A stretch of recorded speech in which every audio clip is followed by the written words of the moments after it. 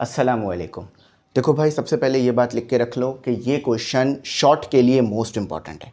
ज़रूर ये question short में आपको नज़र आएगा, ठीक है, कॉम्प्रिहेंसिव में या बोर्ड के फाइनल में, ठीक है। चलो और समझते हैं कि मैग्नेटिक प्रॉपर्टीज़ ऑफ सॉलिड क्या होती है और मैग्नेटिक डोमेन और टाइप्स ऑफ मैग्नेट भी पढ़ते हैं। आपके घर में मैग्नेट मौजूद है, कभी दिल हुआ इस बात को समझने का कि यार ये मैग्नेट बन कैसे गया, ये मैग्नेटिक प्रॉपर्टीज़ में आई कैसे? तो चलो एटॉमिक लेवल पे चलते हैं। देखो भाई, सबसे पहले तो आप लोगों को पता है कि अगर आपके पास कोई कंडक्टर है, ठीक है, अब ये कंडक्टर मैग्नेटाइज नहीं है, मैं इसके करीब मैग्नेट लेकर आया। पहले देखो, शुरू से समझो, फील लो कॉन्सेप्ट का, मज़ा लो पढ़ने का। मैं इसके इर्द गिर्द जो है वो मैग्नेट लेकर आया, इसके अंदर कोई भी मैग्नेटिक प्रॉपर्टी नहीं आ रही।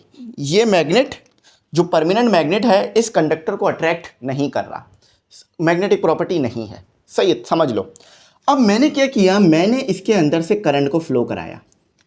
अब आपको पता है जब करंट फ्लो करेगा, एक्सेलरेशन होगी चार्ज पर, तो क्या प्रोड्यूस हो जाएगी इर्द गिर्द? Magnetic field. तो अब जो है ये कंडक्टर बन गया है मैग्नेट, ठीक है, बात समझ आ गई। और वो मैग्नेटिक फील्ड किस फॉर्म में होगी? सर्कुलर लूप की फॉर्म में होगी, और उसकी डायरेक्शन निकालना कोई मुश्किल नहीं है। करंट ऊपर की तरफ है तो डायरेक्शन इस तरफ होगी, ठीक है।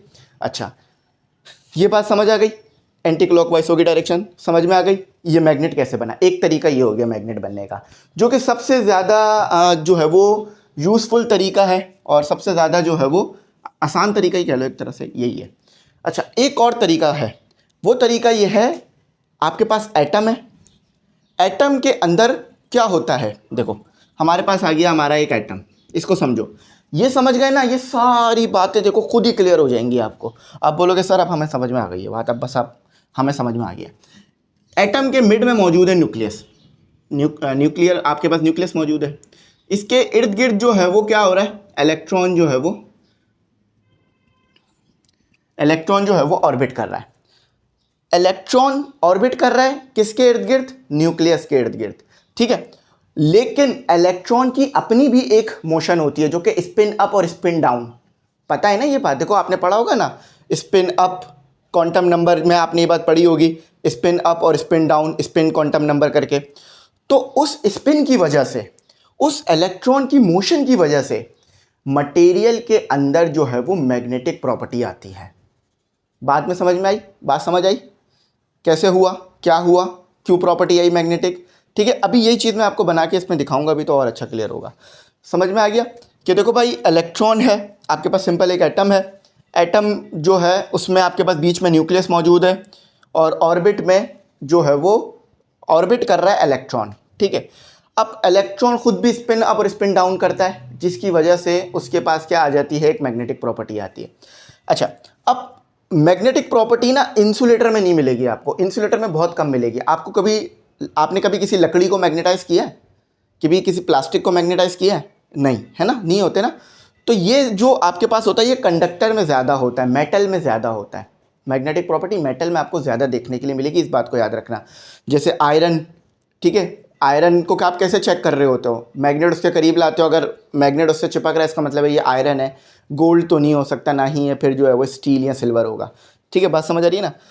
अब इसकी एक और वजह यह है कि आपके पास जो कंडक्टर होता है ना, उसके अंदर जो है वो इलेक्ट्रॉन क्या होते हैं, लास्ट शेल में लूजली बॉन्ड होते हैं। लूजली बॉन्ड होने की वजह से भी ये प्रॉपर्टी आ रही होती है, ठीक है। चलो अब देखो, इसको ना, इसी को मैं ऐसे शो करूँगा, इसको मैं ऐसे शो करूँगा, ये होता है मैग्नेटिक डायपोल मूवमेंट, ठीक है, मैग्नेटिक डायपोल मूवमेंट, ठीक है, मैग्नेटिक डायपोल मूवमेंट। अब मैग्नेटिक डायपोल क्या है ये समझ लो।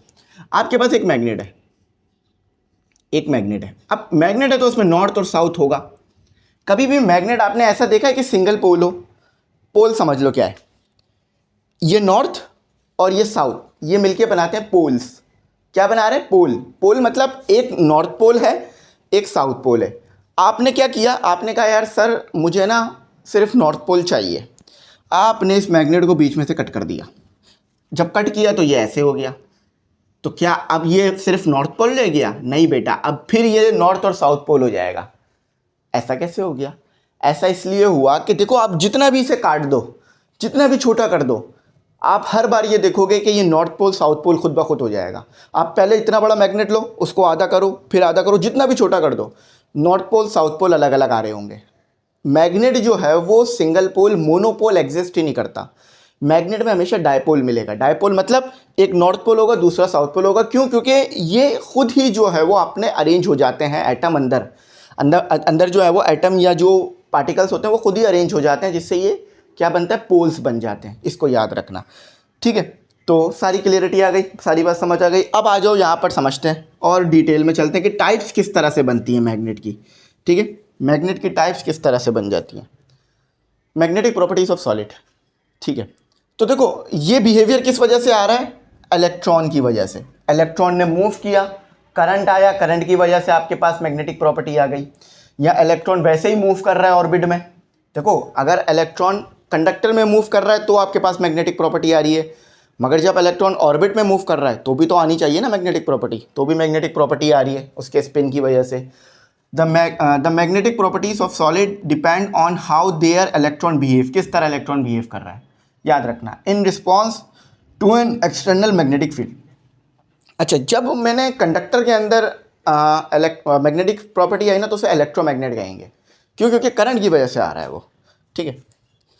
There are 3 main types of magnetic material. 3 basic आपको टाइप्स मिलेंगी, फेरोमैग्नेट, पैरामैग्नेट और डायमैग्नेट मटेरियल। अब एक एक करके पढ़ लेते हैं कि ये चक्कर क्या है, ये डायमैग्नेट, फेरोमैग्नेट, इनका आपस में चक्कर क्या है। मैं आपको ना बुक का पेज नंबर बताता हूँ। आप लोग मेरे साथ अगर बुक का पेज नंबर चेक करोगे तो इससे ना आपको बहुत अच्छी डिटेल्स मिल जाएंगी, ठीक है। मैं बुक का पेज नंबर बता रहा हूँ आपको, 130 कुछ प्लस है, ठीक है। इसको आप ज़रूर देखना, इसको एक बार ख़ुद से भी पढ़ने की कोशिश करना है। 130 नहीं है बल्कि 146 है, 146 पेज नंबर देखो, उस पर आपको मिलेगा, ठीक है। ये इसकी पूरा प्रॉपर्टी मिलेगी। अच्छा, अब फेरोमैग्नेट मटेरियल देख लो, फेरोमैग्नेटिक मटेरियल देख लो। यार वैसे तो पता है क्या होना चाहिए था, डायमैग्नेटिक से शुरू होना चाहिए था, लेकिन ये डायरेक्ट फेरोमैग्नेट पे आ गए। पहले पता है हमें भी जब पढ़ाया गया ना तो पहले डायमैग्नेटिक मटेरियल पढ़ाया गया, तो डायमैग्नेटिक मटेरियल पहले पढ़ लेते हैं ताकि फिर ऊपर जाने में आसानी रहे। पहले डायमैग्नेटिक मटेरियल पढ़ते हैं। देखो भाई, डायमैग्नेटिक मटेरियल एक ऐसा मटेरियल होगा जो मैग्नेटिक प्रॉपर्टी नहीं शो करेगा। बात समझ आ रही है? नहीं शो करेगा। अब वो कौन कौन से मटेरियल हैं यहाँ पे नाम लिखे हुए हैं आपके पास, जो है वो कॉपर है और बिस्मुथ है, या फिर जो वुड वगैरह ये आपके होते हैं, ठीक है। अब देखो इसमें होता क्या है, कॉपर याद रखना, ये डायमैग्नेटिक है। अब होता क्या है, मैंने अभी आपको क्या बताया, इसके अंदर पोल होंगे, समझ लो ये आपके पास मौजूद है, समझ लो ये एटम्स मौजूद है आपके पास, ठीक है। ये पोल मौजूद है, समझ लो, ठीक है, पोल मौजूद है। अब आपने क्या किया, आपने फील्ड अप्लाई की, मैग्नेटिक फील्ड। देखो अब मैग्नेटिक फील्ड को बोलोगे आपने सर बी क्यों नहीं लिख रहे हैं, देखो बेटा बी नहीं लिखा जाता, एच लिखा जाता है, क्योंकि ये फील्ड है आपने अप्लाई की, ये स्ट्रेंथ को बताती है, वो फील्ड जो आपने अप्लाई की। जब आप फील्ड अप्लाई करोगे ना तो क्या होगा पता है, डायमैग्नेटिक में फील्ड अप्लाई करने की वजह से हो रही है, फील्ड अप्लाई करने की वजह से आपके पास जो है वो इस डायरेक्शन में जो है वो आपके पास क्या आ जाएगा, इस डायरेक्शन में ये सारे के सारे पोल आ जाएंगे, ठीक है। इस डायरेक्शन में आ गए, अपोजिट टू द डायरेक्शन आ जाएंगे, opposite to the field, opposite to the applied field. समझ में आ रही है? देखो इस डायरेक्शन में आ गए।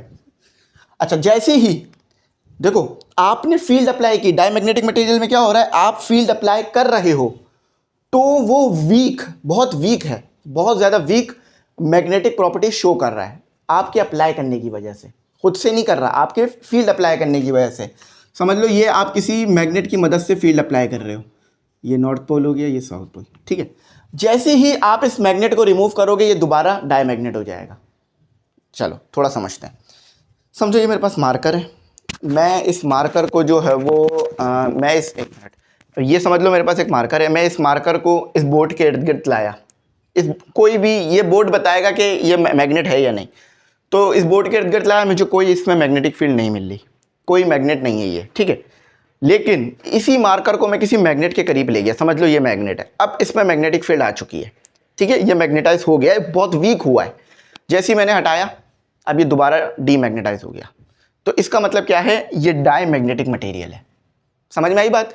आप जब इसको ऐसे ही चेक करोगे इसमें कोई मैग्नेटिक फील्ड नहीं मिलेगी, कोई मैग्नेटिक प्रॉपर्टी नहीं मिलेगी आपको, लेकिन जैसे ही मैग्नेट के पास लेके जाओगे इसके अंदर कुछ मैग्नेटिक प्रॉपर्टीज आ जाएंगी, जैसे ही उस फील्ड को हटाओगे ये दोबारा डीमैग्नेटाइज हो जाएगा। देखो लिखा हुआ है हैव नो इंट्रिंसिक, यानी इंट्रिंसिक खुद से, मैग्नेटिक मूवमेंट, इसमें खुद से कोई मैग्नेटिक मूवमेंट नहीं होती। खुद से यानी खुद से नहीं है, अगर आप बगैर मैग्नेट के से चेक कर रहे हो तो इसमें कोई मैग्नेटिक प्रॉपर्टी नहीं आ रही, लेकिन हाँ मैग्नेट में ले जा रहे हो तो थोड़ी बहुत आ रही है, हटाने से वापस ख़त्म हो रही है।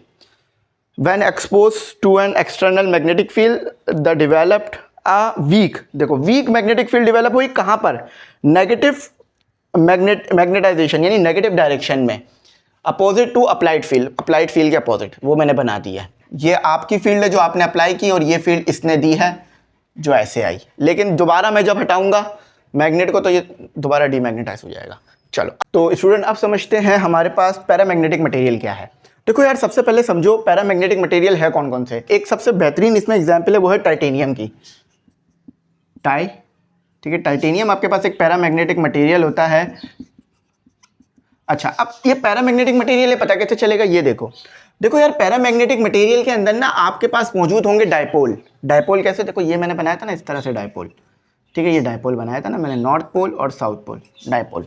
तो पैरामैग्नेटिक मटेरियल के अंदर ये डायपोल मौजूद होंगे, लेकिन ये रैंडम डायरेक्शन में अलाइन हुए होंगे, कोई ऊपर की डायरेक्शन में, कोई नीचे की डायरेक्शन में, कोई सामने की डायरेक्शन में।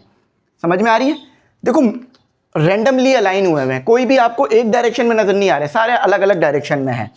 मगर ये केस है बिफोर फील्ड अप्लाई करने से पहले, अभी तक मैंने कोई एक्सटर्नल फील्ड अप्लाई नहीं करी है। समझ में आ रही है, मैंने अभी तक कोई एक्सटर्नल फील्ड अप्लाई नहीं करी। अब मैंने क्या किया, मैं एक स्ट्रॉन्ग मैग्नेट ले आया और मैंने इसके ऊपर अप्लाई कर दिया, ठीक है। अब इसकी मैग्नेटिक फील्ड जो है वो इस डायरेक्शन के अंदर जो है वो आ चुकी है। अब पता है क्या होगा, अब क्या सीन होगा, आफ्टर क्या होगा, अब ये जितने भी डायपोल थे ये अलाइन हो जाएंगे, एक डायरेक्शन में आ जाएंगे। तो अब ये क्या हो गया, वीकली मैग्नेटाइज, मगर फील्ड के अंदर, बात सुनना, फील्ड के अंदर मैग्नेटाइज हो गया ये। अभी अगर मैं इसकी मैग्नेटिक प्रॉपर्टी चेक करूँ ना तो मैग्नेटिक प्रॉपर्टी आएगी, मगर जस्ट फील्ड के रहते तक, जैसे ही मैं फील्ड रिमूव करूंगा ये दोबारा इसी तरह से हो जाएगा और मैग्नेटिक प्रॉपर्टी खत्म हो जाएगी। बात समझ आ रही है, होता है ना यार, आपका कोई बड़ा भाई आ जाए, आप बहुत स्ट्रांग हो जाते हो, दोस्तों के सामने स्ट्रांग फील करते हो, जैसे ही आपका बड़ा भाई चला जाता है आप वीक हो जाते हो, आप वापस नॉर्मल हो जाते हो। इसी तरह ये भी है कि जब आपने फील्ड अप्लाई की, जो इसके अंदर डायपोल मौजूद थे वो क्या हुए, स्ट्रांगली वो क्या हुए, वो अलाइन हो गए, ठीक है, और फील्ड आ गई आपके पास, फील्ड आ गई, लेकिन weak field I, week magnetise हुआ। लेकिन जैसे ही आपने एक्सटर्नल फील्ड को हटाया, एक्सटर्नल फील्ड को हटाने से ये डीमैग्नेटाइज हो गया, दोबारा इसने मैग्नेटिक प्रॉपर्टी छोड़ दी, लूज कर गया जैसे वहां पर हुआ था। मगर फर्क क्या है, इसके अंदर मौजूद है डायपोल मौजूद है। अच्छा अब ये एक वर्ड लिखा हुआ है मैग्नेटिक मूवमेंट। मैग्नेटिक मूवमेंट ये बताता है कि आपके पास जो ये मैग्नेट है ये स्ट्रांगली मैग्नेटाइज है या नहीं, यानी इसकी फील्ड स्ट्रांग होगी या नहीं।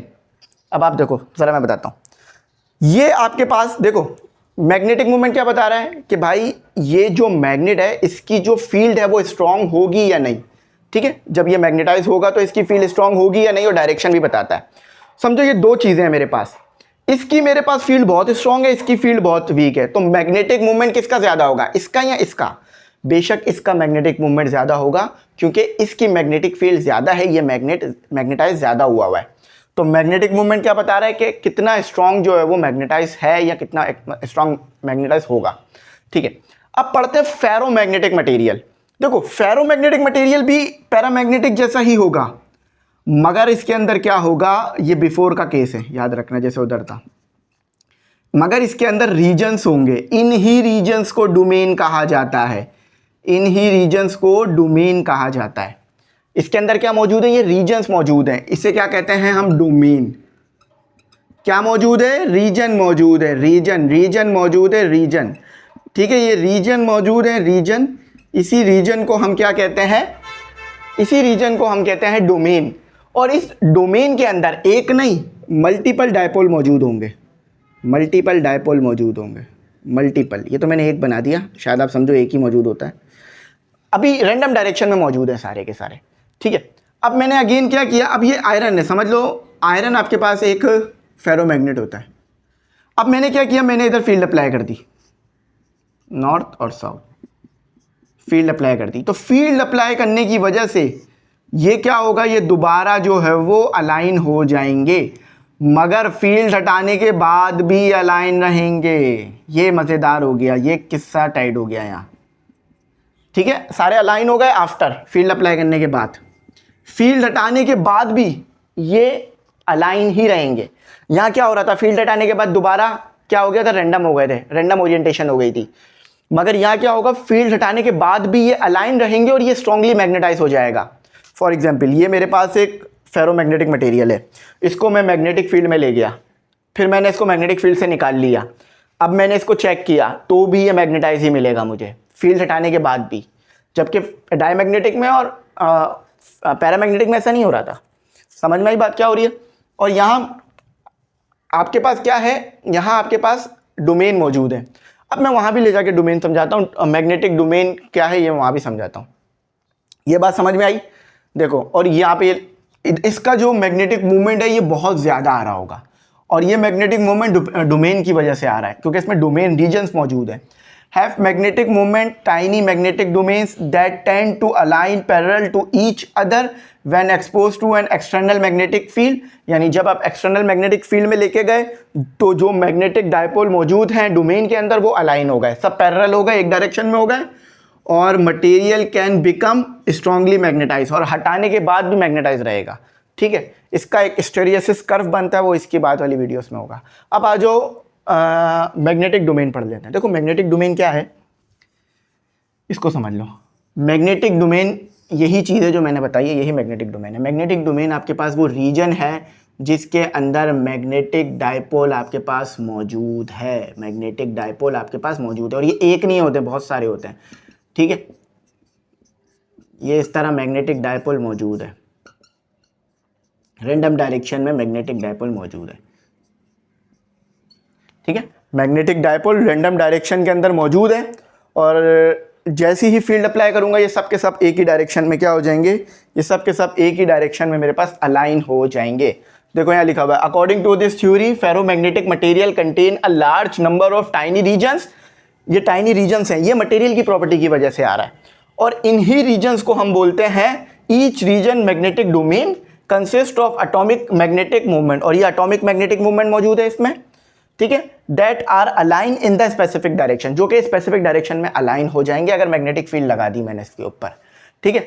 अच्छा, अब देखो मैग्नेटिक प्रॉपर्टी क्या है। Magnetic properties of solid depend on how there, ये तो पढ़ लिया था शायद, ठीक है, electron behave in response to an external magnetic field. तो आई होप ये बात आपको समझ में आ गई होगी। ये वैसे कोई बहुत बड़ा टॉपिक नहीं है, लेकिन बच्चों को थोड़ा ये मुश्किल करता है टॉपिक, लेकिन मैंने बहुत डिटेल में ले गया हूँ। अच्छी तरह से इसको वॉच करना, कोई भी परेशानी नहीं होगी। यहीं तक रखते हैं। Thanks for watching. अल्लाह हाफिज़। कीमती दुआ में ज़रूर याद रखना।